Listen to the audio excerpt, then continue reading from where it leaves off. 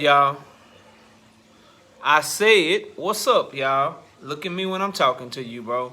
Nah, I'm just messing with y'all, man. This is your boy Knockout Boxing 86 TV, and we in here. So check this out, y'all. Before we get going on our video, smash the like button, subscribe to the channel if you're new here, share the video, turn on your notifications, and go follow me on Twitter at KOBoxing86 TV. If you got a breakdown or a prediction video you want me to do for you, knockoutboxing86 at yahoo.com is the email address. Also, don't forget about our live show, live every Wednesday night, 7:30 p.m. Central Time, live every Friday night, 7:30 p.m. Central Time. You can also catch me live every Sunday morning with the Singing OG KQKC Boxing Network, Sunday mornings, 9 a.m. Central Standard Time. But let's get it popping, man. Let's get into today's video. And today, the Last Stand podcast with Brian Custer is the gift that just keeps on giving fire-ass content to talk about.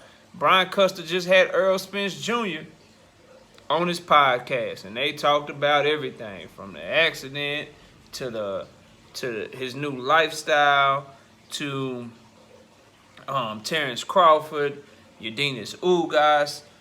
Just a lot of jewels and a lot of gems being dropped in that interview, and we want to talk about it, man. So y'all see the title. We're going to get to the Terrence Crawford portion of this and the fanboy portion of this momentarily, but let's talk about some other things first.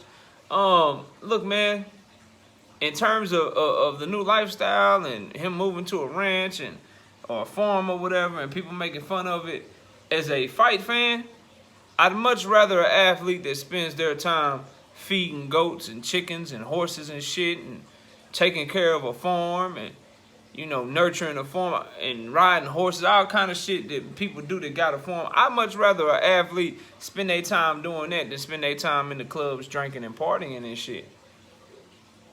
You know what I'm saying? Like, that's much more discipline to me. That puts you in a better headspace. That's much better for your body than what Errol Spence Jr. was doing before. And so I just find it funny because what I hear and what I see here on YouTube and on Boxing Twitter, a lot of the same people that were making fun of Spence or talking about he was an alcoholic or he partied too hard and he didn't take the sport seriously are also the same people that are making fun of him for having a farm. So it's like, you just don't like the man. If you're one of those people that criticize him for both, you just ain't never going to have nothing positive to say about the man, because it doesn't matter what he does. He goes one way, you discredit and you criticize it. He does something else, you discredit and you criticize it. But for me, as an objective person, any fighter, bro, I much prefer what we see from all these fighters when they're more disciplined. They turn the corner, they take the sport more serious, because I believe that's when we get the best out of them. And that's basically what he was saying about the move and why he did it. He kept using the word that it was therapeutic for him. And, you know, to each his own, bro. I find, again, it's better than living in uptown, because I live here in the city of Dallas, bro. Down there in uptown and high rises and shit, where he was living, it's hundreds of bars right there next to where he was living. A bunch of clubs right there next to where he was living. It's just the nightlife right there. All you gotta do is go down the elevator, walk outside, boom. That shit all right there for you. So being in the farm, you know, keeping yourself away from trouble, man, that's a smart move. And obviously, if you look at how he looked going into the Sean Porter fight, if you look at how he looked going into the Danny Garcia fight, and you look at the shape that he's in right now, something's changed, something's better, something's working out. You look at the moves that he's making outside of the ring, Danny Garcia, Sean Porter fights, no nutritionist, no strength and conditioning coach. Yordenis Ugas fight, he got both. He got a nutritionist and a strength and conditioning coach. They're the same person, but he's got nutritionist, strength and conditioning coach. He's leaving no stone left unturned, and that's to be respected for a champion. Now, the part about Terrence Crawford, the main part about this fight, well, now Yordenis Ugas first, because we can't disrespect Ugas. Spence made it clear, you know, he ain't trying to look past Ugas. He wanted to fight somebody as good as Yordenis Ugas, another champion, because he doesn't want to take tune-ups, and he don't want to fight fighters where he feel like he don't got to work hard. It's not motivating to him unless he's going against somebody where he can look in their eyes and he don't see fear. He can look in their eyes and he can see that they going to come to, and they ain't playing with him. That's going to make him train harder, make him work harder. So I totally understand that. As a high-level athlete, you need something that's going to get the juices flowing, something that's going to get you, you know, wanting to work hard and wanting to go in there and show people who you are as a fighter. So Understand that part too. But the part I want to spend the majority of this video on, cause we about 5 minutes in, and we want to get to the good part, man. The Terrence Crawford people, man, and the Terrence Crawford fight. He was again asked multiple times about the fight, and he said the same things. Yes, I want undisputed. Yes, I want to make that fight. Yes, the fight should be easier to be made. That's what we want to do next. Can the fight be made? We'll see. You know, I'm willing to bend, but I'm not finna break. I'm willing to bend. I'm willing to negotiate, but I won't break. Just all the shit that you would like to hear from a fighter that you want to see in a certain fight. He want that shit on the table, bro. Now you got reports and rumors talking about that it's already a done deal. Terrence Crawford has already signed a 2-fight deal with the PBC.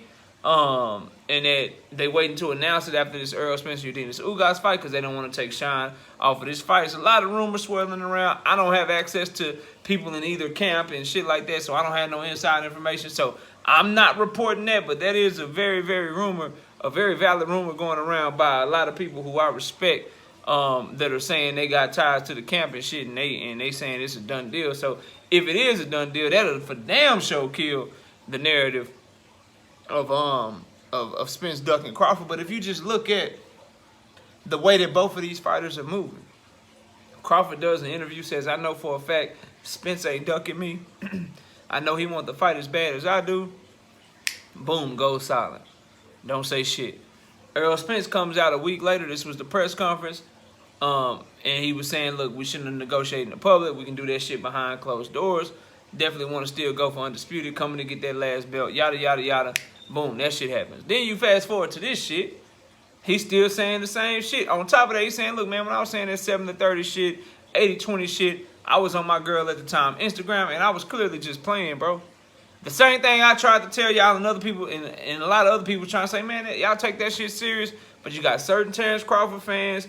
You got the team of Terrence Crawford. They taking that shit serious. Oh, man, he trying to price himself out. He ducking. See, he ducking. Why would he say that, bro? He ain't getting no 70-30, no 80-20. These people's narratives and their hate for Spence is number one. It's showing, but their narratives are just slowly being debunked and broken down and broken down and broken down until eventually, when we get the fight,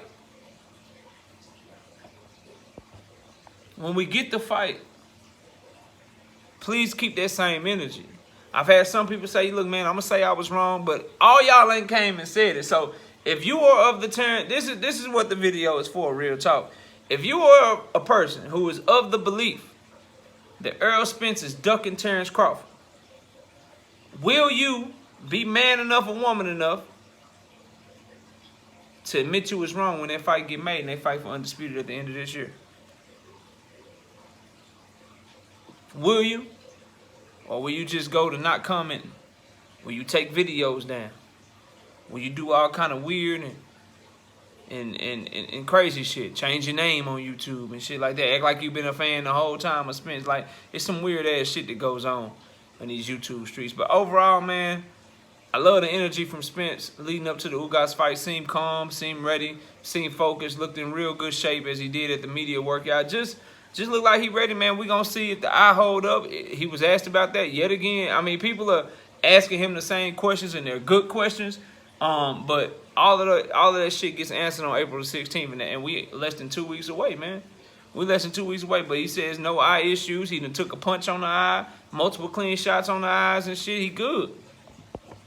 He good. So we have no choice but to believe him until proven otherwise. But I love the energy that's coming from him. I like the fact that that he's still showing and staying true to his word that undisputed is the goal. And people can say, oh, he ain't saying people's name. He ain't say Terrence Crawford name. Look, if the man say he want to go for undisputed and there's only one person with another belt, who he talking about?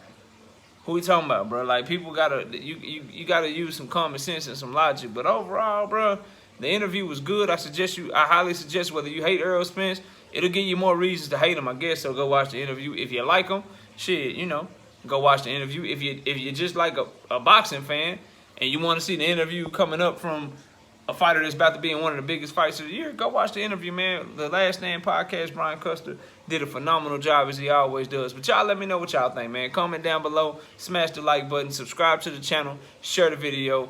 Turn on your notifications. Go follow me on Twitter at KOBoxing86TV. If you got a breakdown or a prediction you want me to do, knockoutboxing86@yahoo.com is the email address. And don't forget about our live shows, live every Wednesday night, 7:30 p.m. Central, live every Thursday night, 7:30 p.m. Central. And you can also catch me live every Sunday morning, 9 a.m. Central Standard Time with the singing OG KQKC Boxing Network. I appreciate y'all watching the video. Enjoy the rest of your day. And with that, we out of here. Peace, y'all.